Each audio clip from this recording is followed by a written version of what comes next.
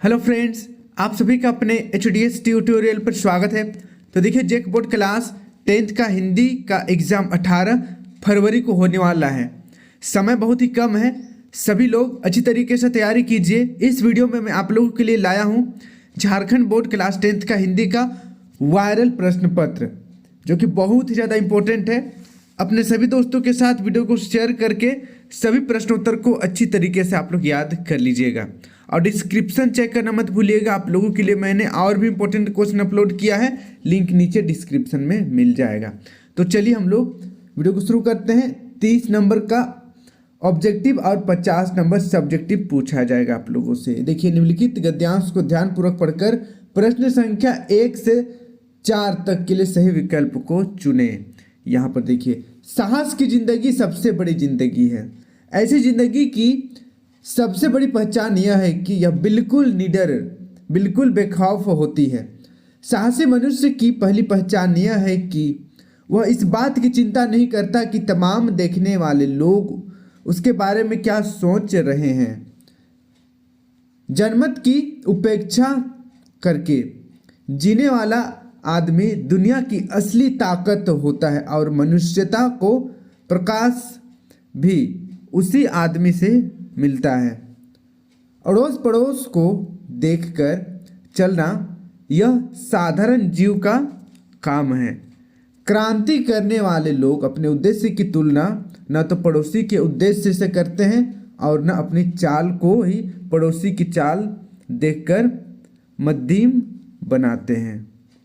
साहसी मनुष्य उन सपनों में भी रस लेता है जिन सपनों का कोई व्यवहारिक अर्थ नहीं है। साहसी मनुष्य सपने उधार नहीं लेता, वह अपने विचारों में रमा हुआ अपनी ही किताब पढ़ता है।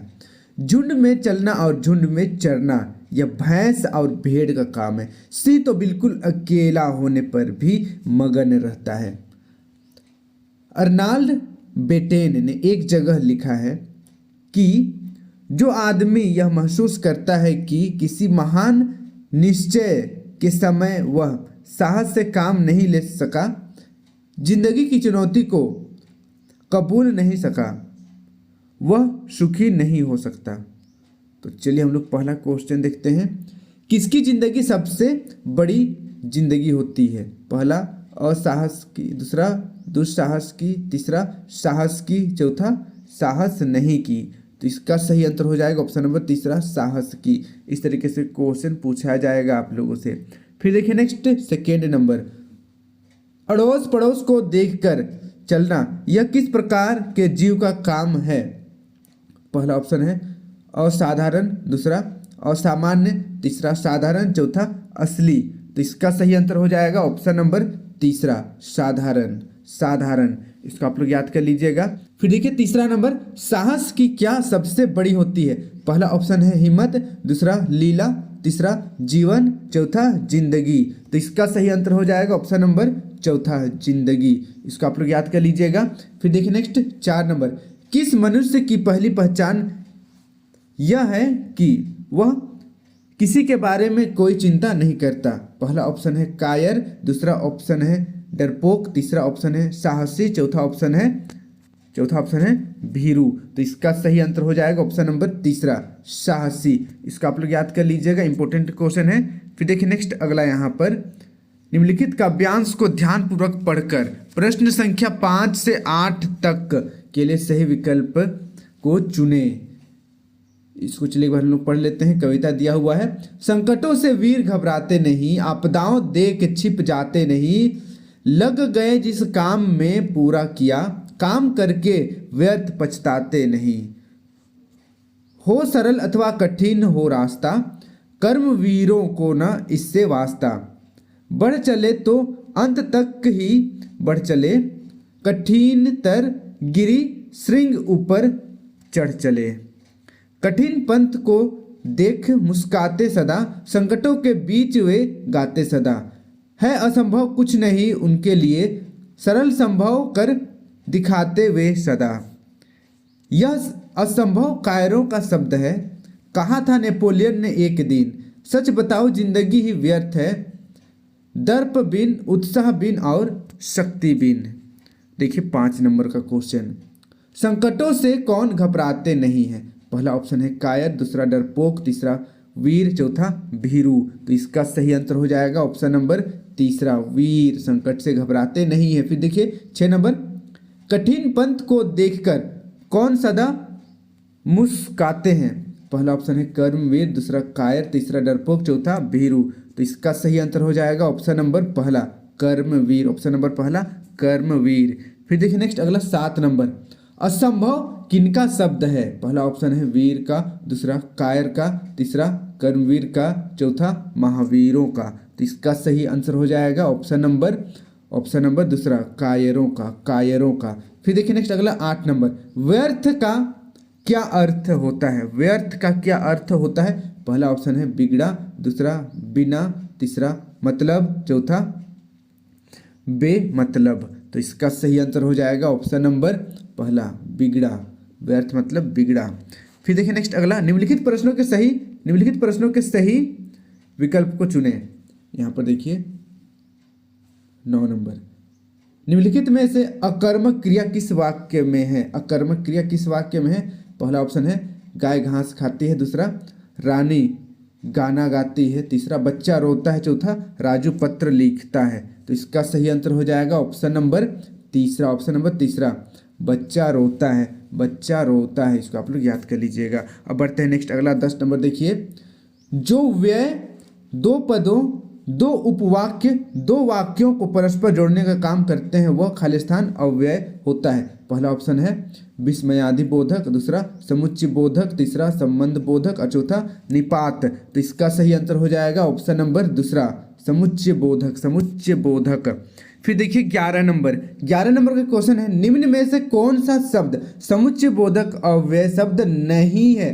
पहला ऑप्शन है और, दूसरा परंतु, तीसरा इसलिए, चौथा बहुत। तो इसका सही आंसर हो जाएगा ऑप्शन नंबर चौथा, बहुत। इसका आप लोग याद कर लीजिएगा। फिर देखिए 12 नंबर, जब वर्षा होती है तब मोर नाचने लगते हैं, रचना के आधार पर वाक्य का भेद बताएं। पहला ऑप्शन है सरल, दूसरा संयुक्त, तीसरा मिश्र, चौथा उपवाक्य। तो इसका सही आंसर हो जाएगा ऑप्शन नंबर तीसरा, मिश्र वाक्य है। कैसा वाक्य है? मिश्र वाक्य है। अब बढ़ते हैं नेक्स्ट 13 नंबर की ओर, जिस समास में पहला पद अव्यय और प्रधान होता है वहाँ कौन सा समास होगा?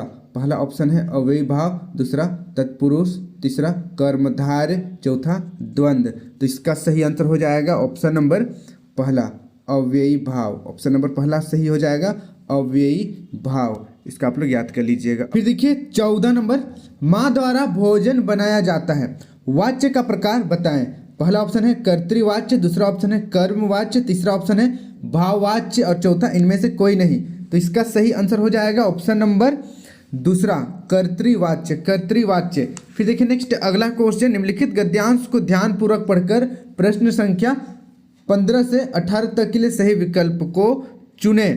तो देखिए यहाँ पर, बाल गोविंद भगत की संगीत साधना का चरम उत्कर्ष उस दिन देखा गया जिस दिन उनका बेटा मरा। इकलौता बेटा था वह, कुछ सुस्त और बोधा सा था, किंतु इसी कारण बाल गोविंद भगत उसे और भी मानते।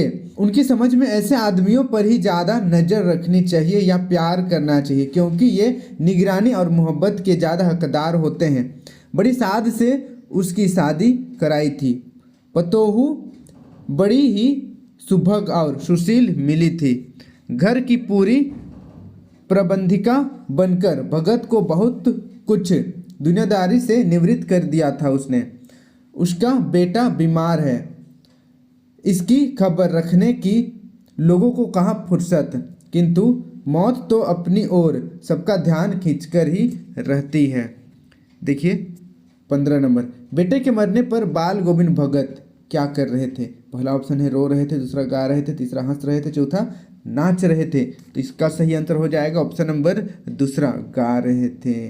फिर देखिए 16 नंबर, भगत जी की पतोहू कैसी थी? पहला ऑप्शन है सुंदर और झगड़ने वाली, दूसरा घर का ख्याल रखने वाली, तीसरा सुभग और सुशील होने के साथ घर की पूरी प्रबंधिका और चौथा असंवेदनशील। तो इसका सही आंसर हो जाएगा ऑप्शन नंबर तीसरा, सुभग और सुशील होने के साथ ही घर की पूरी प्रबंधिका। फिर देखिए नेक्स्ट अगला 17 नंबर, भगत जी का बेटा कैसा था?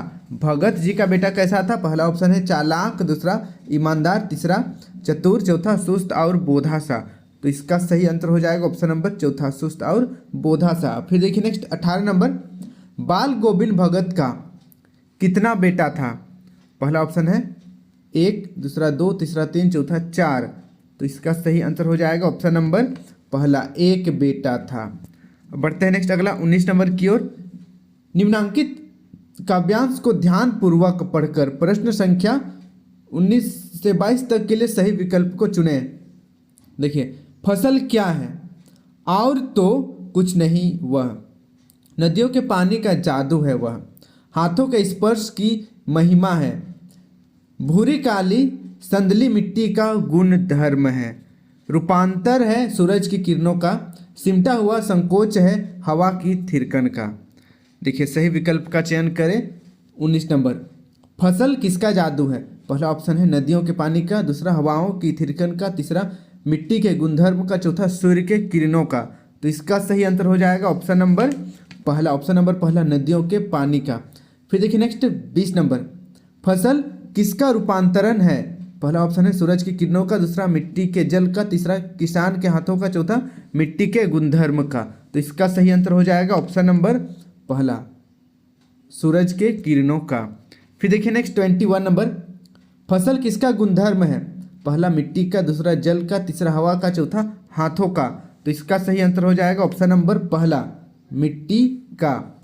फिर देखिए नेक्स्ट अगला 22 नंबर, सिमटा हुआ संकोच है हवा की थिरकन का काव्य पंक्ति में अलंकार है। पहला ऑप्शन है अनुप्रास, दूसरा उपमा, तीसरा रूपक, चौथा यमक। तो इसका सही आंसर हो जाएगा ऑप्शन नंबर पहला, ऑप्शन नंबर पहला, अनुप्रास। इसका आप लोग याद कर लीजिएगा। फिर देखिए नेक्स्ट अगला, निम्नलिखित प्रश्नों के सही विकल्प को चुने। तो देखिए 23 नंबर, नेताजी की मूर्ति का चश्मा लगाने का कार्य कौन करता था? अथवा नेताजी की मूर्ति पर चश्मा कौन बदलता था? पहला ऑप्शन है हालदार साहब, दूसरा पान वाला, तीसरा अध्यापक, चौथा कैप्टन। तो इसका सही आंसर हो जाएगा ऑप्शन नंबर चौथा, कैप्टन। बहुत ही इजी क्वेश्चन है। देखिए नेक्स्ट अगला 24 नंबर, लेखिका मन्नू भंडारी का बचपन किस शहर में बीता? पहला ऑप्शन है कानपुर, दूसरा ऑप्शन है अजमेर, तीसरा ऑप्शन है जयपुर, चौथा ऑप्शन है जैसलमेर। तो इसका सही आंसर हो जाएगा ऑप्शन नंबर चौथा, जैसलमेर, जैसलमेर। इसको आप लोग याद कर लीजिएगा। फिर देखिए नेक्स्ट 25 नंबर, बाल गोविंद भगत का कद कैसा था? तो चलिए फटाफट कमेंट कीजिए आप लोग। पहला ऑप्शन है छोटा, दूसरा लंबा, तीसरा मंझोला और चौथा बहुत ठीगना। तो 25 नंबर आप लोग मुझे कमेंट करके बताइएगा कि बाल गोविंद भगत का कद कैसा था? छोटा था, लंबा था, मंझोला था या बहुत ठीगना। फिर देखिए नेक्स्ट 26 नंबर, गोपियों ने किसे भाग्यवान कहकर संबोधित किया है? पहला कृष्ण को, दूसरा कवि को, तीसरा उद्धव को, चौथा ग्वालों को। तो इसका सही आंसर हो जाएगा ऑप्शन नंबर तीसरा, उद्धव को। उद्धव को भाग्यवान कहा है। फिर देखिए नेक्स्ट अगला 27 नंबर, अट नहीं रही है कविता में चारों तरफ किसकी सुंदरता फैली हुई है? पहला ऑप्शन है फागुन, दूसरा माघ, तीसरा कार्तिक, चौथा वैशाख। तो इसका सही आंसर हो जाएगा ऑप्शन नंबर पहला, ऑप्शन नंबर पहला, फागुन का। फिर देखिए नेक्स्ट अगला 28 नंबर, भोलानाथ के सिर में क्या थी? पहला ऑप्शन है तेज दर्द, दूसरा छोटे छोटे बाल, तीसरा लंबी लंबी जटाएं, चौथा घुंघराले बाल। तो इसका सही आंसर हो जाएगा ऑप्शन नंबर तीसरा, ऑप्शन नंबर तीसरा, लंबी लंबी जटाएं। फिर देखिए नेक्स्ट अगला 29 नंबर, प्रकृति जल संचय की व्यवस्था किस प्रकार करती है? पहला ऑप्शन है सर्दियों में पर्वतों पर बर्फ पड़ती है, दूसरा गर्मियों में वह बर्फ पिघलती है, तीसरा पहाड़ों से निकलने वाली नदियाँ लोगों की प्यास बुझाती है और चौथा इनमें से सभी। तो इसका सही आंसर हो जाएगा ऑप्शन नंबर चौथा, इनमें से सभी। फिर देखिए नेक्स्ट अगला 30 नंबर, लेखक ने हिरोशिमा का कविता कहाँ बैठकर लिखी है या लिखी थी? लेखक ने हिरोशिमा का कविता कहाँ बैठकर लिखी थी? पहला कुर्सी में, दूसरा रेलगाड़ी में, तीसरा मेज में, चौथा जमीन पर। तो इसका सही आंसर हो जाएगा ऑप्शन नंबर दूसरा, रेलगाड़ी पर। इसका आप लोग याद कर लीजिएगा। इस तरीके से हमने most important viral important question 30 MCQ question देख लिया। अब हम लोग बढ़ते हैं सब्जेक्टिव क्वेश्चन की ओर। देखिए सब्जेक्टिव क्वेश्चन खंड ख, अति लघु उत्तरीय प्रश्न, किन्हीं 6 प्रश्नों के उत्तर दें। तो यहाँ पर देखिए निम्नलिखित गद्यांशों को ध्यानपूर्वक पढ़कर किन्हीं 6 प्रश्नों के उत्तर दें। देखिए, भूखा मनुष्य क्या पाप नहीं करता, अर्थात सभी पाप करते हैं। धन से छीन मनुष्य दयाहीन हो जाता है, उसमें कर्तव्य और अकर्तव्य का विवेक नहीं रहता। यही दशा आज के युग की है। चोरी और डकैतियाँ, छीना झपटी और लूट खसोट सुनाई पड़ती है। वहीं बैंक लूटने का समाचार अखबार में छपा हुआ मिलता है, तो कहीं गाड़ियां लूटने का। मनुष्य के जीवन से आनंद और उल्लास न जाने कहाँ जाता रहा। उसे अपनी और अपने परिवारों की रोटियों की चिंता है, चाहे उसका उपार्जन सदाचार से हो या दुराचार से। आजकल श्रमिक हो या अनवरत बौद्धिक श्रम करने वाला विद्वान, सभी बेरोजगारी के शिकार बने हुए हैं। निरक्षर तो किसी तरह अपने पेट भर लेते हैं, परंतु पढ़े लिखे लोगों की स्थिति बहुत खराब है। यह कहना अतिशयोक्ति न होगी कि हम स्वतंत्र तो हैं, किंतु आर्थिक दृष्टिकोण से निश्चित रूप से परतंत्र हैं। एक सुखी संपन्न है तो 50 दुखी और दरिद्र। ऐसा नहीं है कि यह समस्या नहीं है। द्वितीय महायुद्ध से पहले यह समस्या भारत में विद्यमान थी। प्रश्न केवल यह है कि इस समय यह समस्या अपनी चरम सीमा पर पहुंच गई है। यह भी ठीक ही है कि बढ़ती जनसंख्या ने बेरोजगार की समस्या को और भी बढ़ा दिया है। साधन सुविधाएं और उत्पादन तो वही रहा, परंतु उपभोक्ता अधिक हो गए हैं। उदाहरण के तौर पर घर में कमाने वाला 1 हो और खाने वाला 10 हो तो दरिद्रता अवश्य आएगी। बस यही दशा भारतवर्ष की हो रही है। देखिए 31 नंबर, दरिद्रता कैसे आती है, उपयुक्त गद्यांश के आधार पर बताएं। तो इसका उत्तर आपको इस प्रकार लिखना है।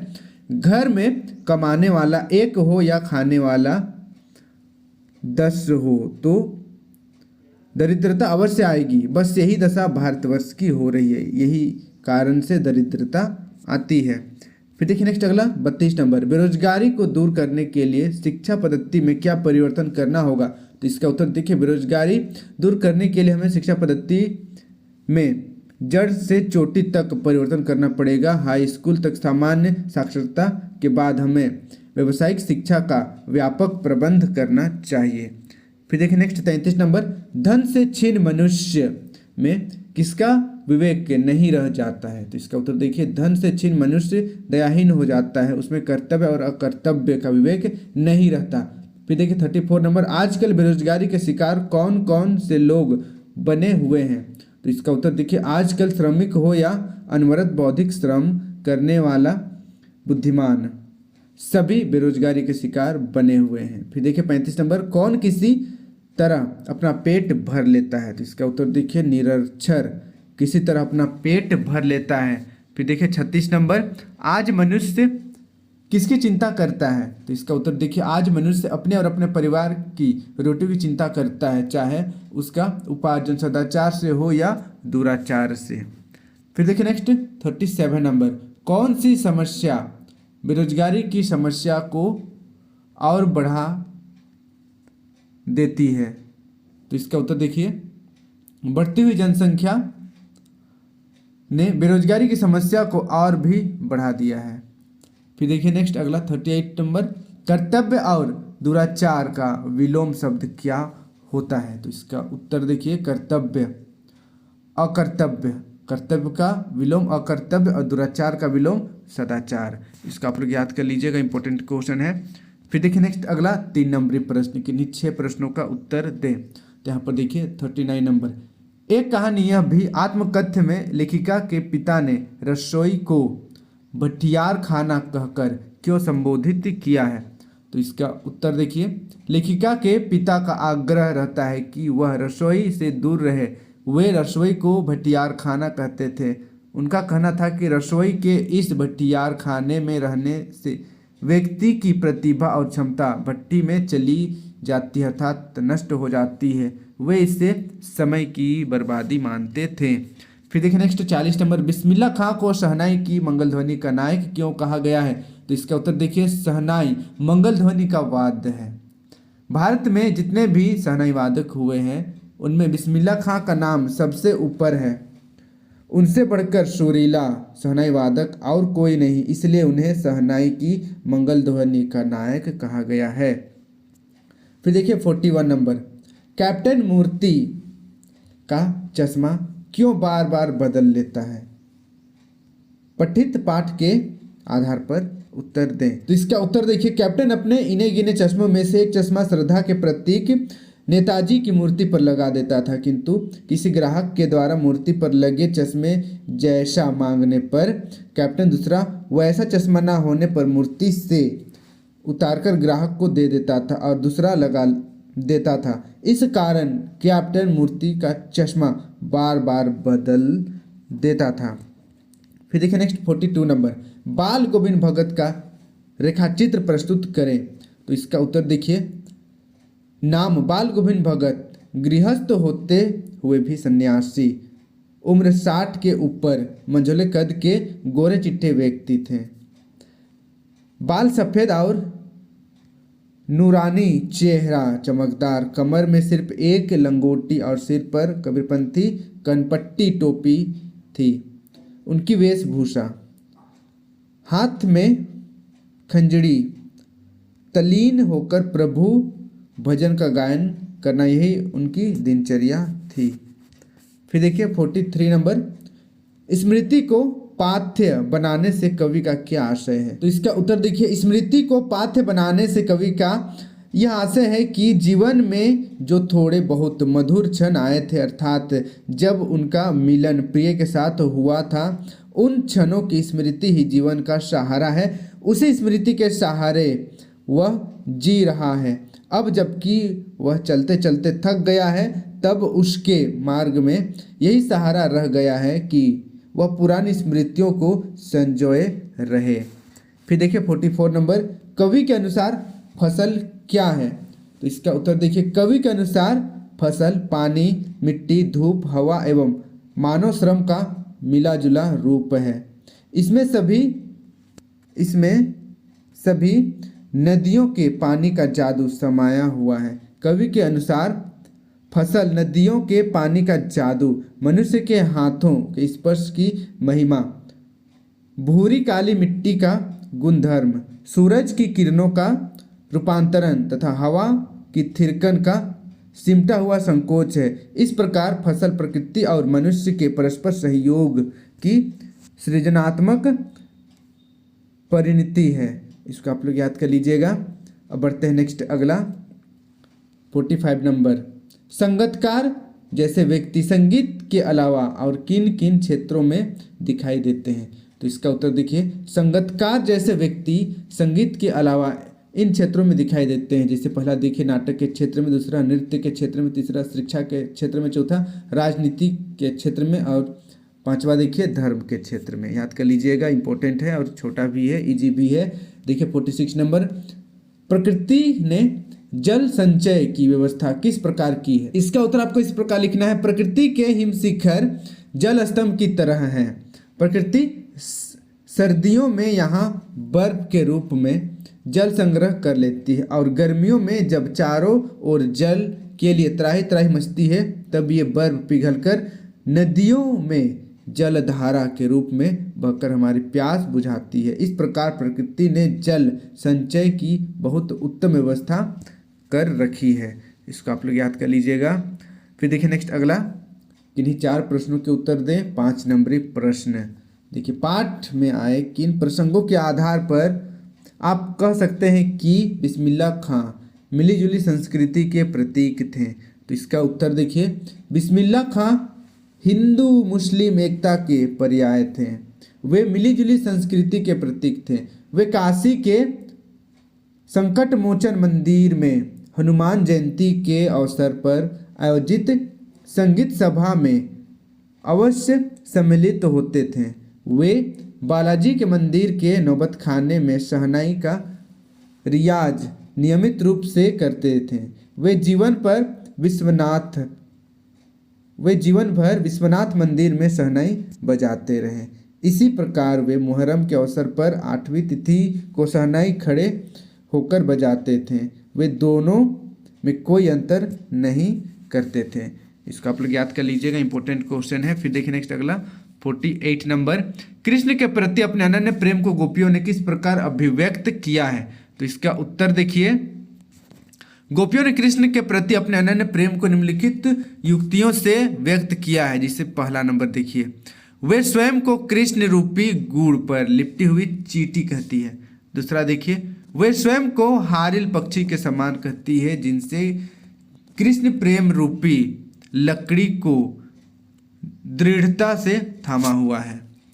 फिर देखिए तीसरा, वे मन वचन और कर्म से कृष्ण को मन में धारण किए हुए हैं। फिर देखिए घ नंबर, वे जागते सोते दिन रात और यहाँ तक कि सपने में भी कृष्ण का नाम रटती रहती है। फिर देखिए नेक्स्ट 5वां नंबर, वे कृष्ण से दूर ले जाने वाले योग संदेश को सुनते ही व्यथित हो उठती है। फिर देखिए 49 नंबर, हिरोशिमा पर लिखी कविता लेखक के अंतः व बाह्य दोनों दबाव का परिणाम है, यह आप कैसे कह सकते हैं? तो इसका उत्तर देखिए, लेखक स्वयं हिरोशिमा गया और वहां अस्पताल में अणुविस्फोट से घायल लोगों को देखा। इस प्रकार उसे प्रत्यक्ष अनुभव हुआ, पर अभी अनुभूति का होना शेष था और अनुभूति अनुभव की अपेक्षा ज़्यादा गहरी चीज है। एक दिन जब उसने हिरोशिमा की सड़क पर घूमते हुए एक झुलसे पत्थर को देखा, तब उस पर अंतः दबाव पड़ा। पहला प्रभाव बाह्य था, जब दोनों प्रभाव संयुक्त हुए तब लेखक के भीतर की आकुलता जागी। यह बुद्धि यानी कि बाह्य के क्षेत्र से बढ़कर संवेदना यानी कि अंतः क्षेत्र में आ गई। कवि इससे अपने को अलग ना कर सका और अचानक एक दिन हिरोशिमा कविता का जन्म हो गया। यह कविता उसने जापान में नहीं, भारत लौटकर रेलगाड़ी में बैठे बैठे लिखी। इसको आप लोग याद कर लीजिएगा, इंपॉर्टेंट क्वेश्चन है।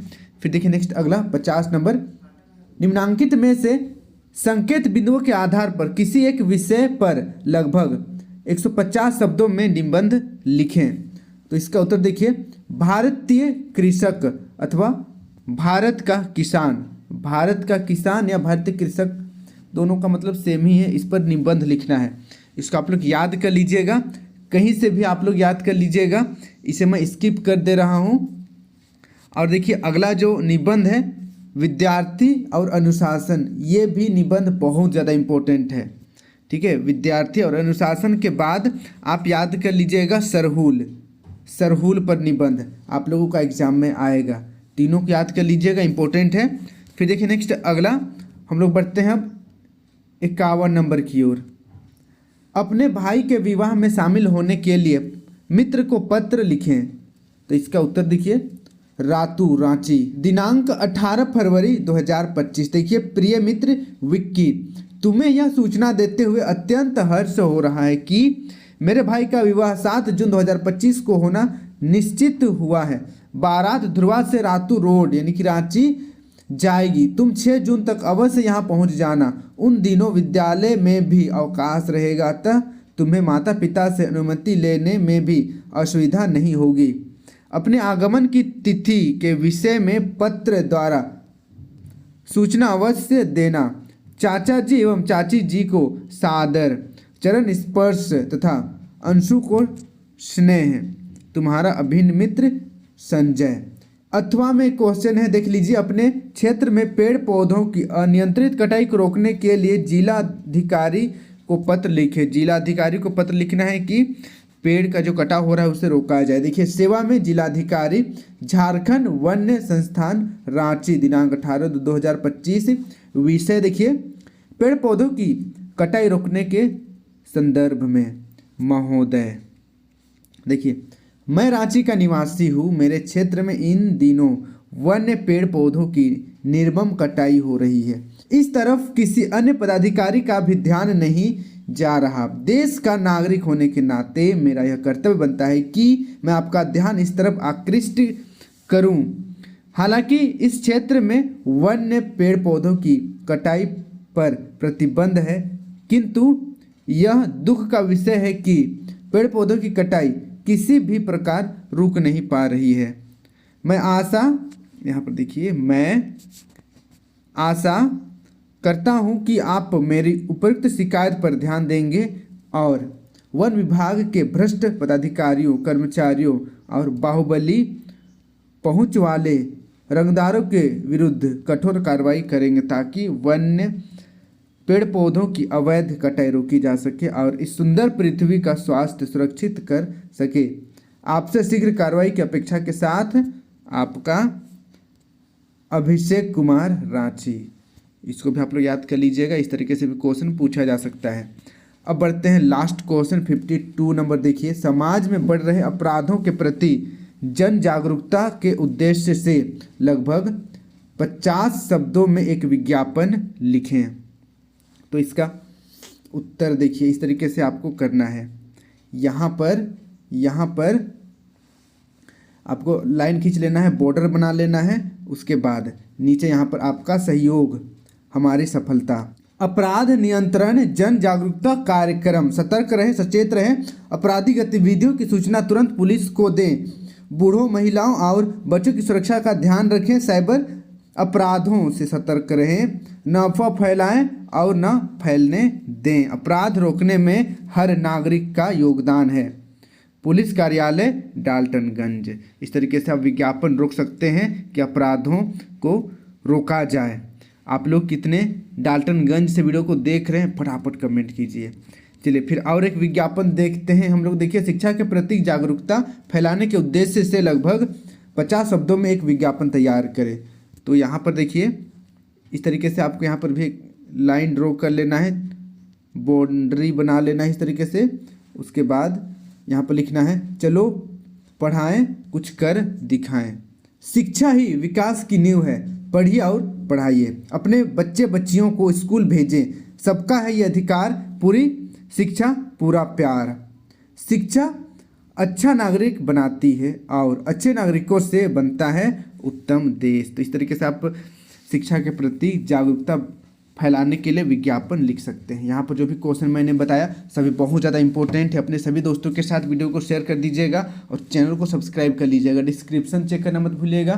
डिस्क्रिप्शन में मैंने आप लोगों के लिए और भी इंपॉर्टेंट क्वेश्चन का लिंक दे रखा है। Thank you for watching video. जय हिंद, जय भारत।